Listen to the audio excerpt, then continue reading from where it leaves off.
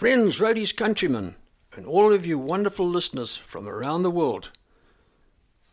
It's me, J.E., John Edmund again, talking to you from the Waterberg area of the South African Bushveld. This month I want to talk about persecuted and endangered animals. Well, this subject goes back a long way with me, even as a small boy growing up in Rhodesia. For a while in Scotland and in South Africa, I realized what a human footprint could do to wildlife.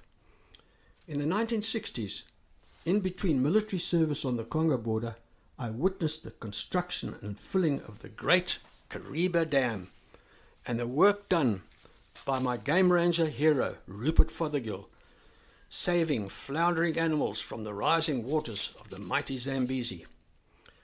In the 1970s, I was aware of the poaching of the rhino on the northern Mozambique border of Rhodesia, and the incredible work done by the Rhodesian authorities, and again with Rupert Fothergill being involved. I was also aware of the near extinction of the Cape Mountain zebra, persecution of elephants in the Addo Elephant Park in the Cape, climate change resulting in drought, forest fires, and illicit hunting, and many other issues.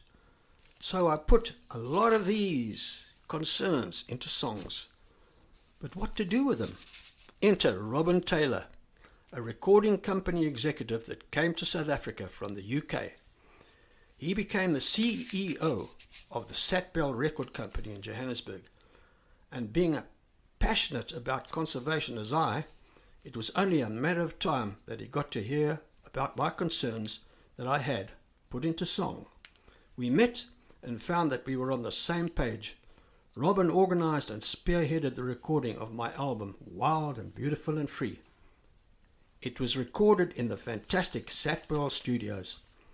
It was a beautiful production and featured members of the South African Broadcasting Corporation Orchestra on violins, flutes, oboes, and other orchestral instruments. What a recording session, with the orchestra and a rhythm section, sound engineer and musical arranger of my choice, where I included Trevor Rabin on guitar, and as I said, Trevor became a legend in his time in the USA. I'd like to have mentioned all who contributed to this amazing album, but their names are mentioned on the liner notes of the CD. On this series of podcasts, as I said, I'm focusing on persecuted and endangered animals, on that album, Wild and Beautiful and Free. I included a song on that album I wrote in 1973 about the persecution of the blue whale. I called the song Big Boy Blue, not Little Boy Blue. Now, almost every seafaring nation on earth has persecuted whales for centuries. I first became aware of the plight of the whale when, before my folk and I departed from Durban by ship to Scotland, we visited the whaling station at the Bluff in Durban, just after World War II. The sight left an indelible mark on my memory. A huge whale being carved up, all the blood and guts and stench of the whole scene. Then arriving in Scotland to find food rationing, coupons for this and coupons for that, long queues for bread, eating seagulls' eggs that tasted like fish, no sweets for kids, horse meat and wait for it, whale steaks. Yes, whaling was still going on. In the 1800s, when mineral oil had not been exploited and plastic had not been invented, whales were a valuable commodity. Every part of the whale was used: the skin, the blubber, the oil, and particularly from the blue whale, the baleen. You see, the blue whale is a toothless whale. It feeds on krill, a type of shrimp. It scoops up large quantities of krill, about 4 tons per whale per day, and from the roof of its mouth is a type of net made of baleen, a flexible part of its body made of keratin, the same as what fingernails consist of. This flexible net strains out the krill, and before plastic was invented, it was used for buggy springs, corsets for ladies, fishing rods, umbrella ribs, hoops for skirts, and many other uses. The skin was used for shoes and bags, and the meat was used for human consumption. Lamp oil was made from the blubber, and even lighthouses in the old days were illuminated by whale oil. There were many other products that came from the whale, like high-quality wax and soap, proteins, minerals, vitamins, and of course fat. But let me tell you more about Big Boy Blue. It is the biggest mammal on Earth, and it always has been. It's even bigger than the biggest dinosaur ever was. A fully grown blue whale could grow up to 30 meters long or 100 feet long and can weigh 50 to 150 tons. It's a blue-grey in color and has a lifespan of up to 90 years. These whales are found in every ocean of the world. They spend their summers in the Arctic or in Antarctic waters and winters in the tropical waters where they breed. They can have a baby every 2 or 3 years, and the gestation period is about 12 months. Babies are 250 to 300 kilograms in weight at birth, well, that's 500 pounds, and they're about 8 meters long, or 24 feet. This giant can swim at speeds of 50 kilometers per hour, that's about 30 miles an hour. When it's hunting, it goes at that speed, but when it cruises, it goes at about 20 kilometers, or 12 miles per hour. Another fact about the blue whale is it is the loudest animal on the planet. But of course, being underwater, we will never hear or experience its call. The blue whale can emit a call of 18 decibels, as loud as a jet plane, and the sound can go further than any other animal, 160 kilometers underwater. But let's go back to my song, Big Boy Blue. When I wrote it, I likened myself to the blue whale and spoke about how I was hunted by whalers of old. In those days, in the 1800s, the old whaling motherships would put out to sea, and there would be a man keeping a lookout from the crow's nest. He would be scouring the ocean all day. The only way a whale could be detected would be by the whale blowing a waterspout. This could be seen for up to about 8 kilometers away. A large spout of water 10 meters high, shooting out of the water as the whale would breathe out. The blue whale's spout is shaped like a huge baseball bat, and the shape of the spout could often determine what type of whale it would be.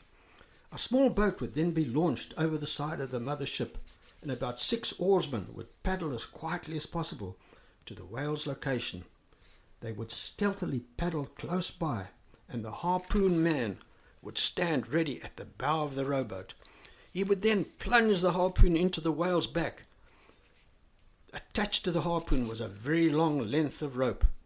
The whale, when injured, would thrash about, and many a boat and their crew they came short, that's for sure. They would have to get out of the whale's way as soon as possible. Then the whale would dive. Some whales could dive 2,000 meters. Actually, Cuvier's beaked whale can dive 3,000 meters down into the ocean. The boat would then wait for the whale to resurface, and when it did, the harpoon man would plunge a lance into the whale's heart or into its lungs, and it would swim around and round in a death circle called a flurry. Then the whale would roll over on its side and die. The dead whale would then be towed to the mothership and tied alongside on the starboard side, tail facing the front, to streamline the ship's forward movement. In 1850, harpoon guns were used, and in 1856, explosive devices were implemented. In recent times, spotter aircraft were used to locate whales, and modern supercharged harpoon guns were brought in. There are many species of whale in the ocean. To mention a few: black whales, bowhead whales, orca or killer whales, grey whales, fin whales, and toothed sperm whales. They are also big, and they can weigh 50 tons. They say the legendary fictitious Moby Dick was an albino toothed sperm whale. There's also a bottlenose whale, sought after for their special liquid, a clean burning oil called spermaceti. And yes, whales have enemies, killer whales, and man's footprint. like fishing nets, ship strikes, toxins like oil spills, habitat loss and climate change. In 1900, the blue whale was almost extinct. The blue whale is at the top of the food chain. Its demise affects the whole ecosystem. As I said, the blue whale feeds on krill, plankton feed on whale faeces, and fish feed on plankton, and seals feed on fish, and so on. In 1972, the United Nations called for an end to whaling, but many nations resumed the practice. That's when I wrote my song and released it in 1973. Listen to the lyrics of Big Boy Blue. I know it's a whale of a story, but I summed it up in 4 minutes. Well, folks, I have to leave you now. Till next time, I hope you've enjoyed our little voyage with Big Boy Blue. If you want to listen to it, you'll get it on most popular music platforms. Also, don't forget to like and subscribe to my YouTube channel and keep a lookout from the crow's nest on my website. Till next time, it's bon voyage, auf Wiedersehen, tot ziens, salagashle, shalom and zwaganaka.